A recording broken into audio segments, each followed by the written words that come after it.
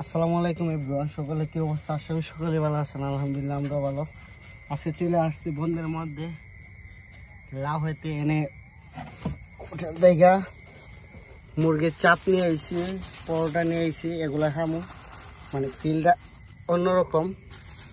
আর হের অবস্থা দেখেন আয়া পুরোপুরি এই যে ঠান্ডা আনছি, জগ টক সব কিছু নিয়ে এলাম। এটা কি থেকে এটার মধ্যে না? আচ্ছা,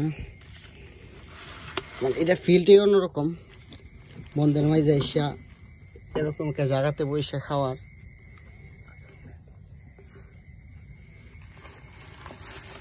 ফিলটা গরম। টিস্যু এতগুলা টিস্যু দিছে গিরি, এটা কি কাজে লাগাবি? এটা তো তোমার লাগা মনে কাজে।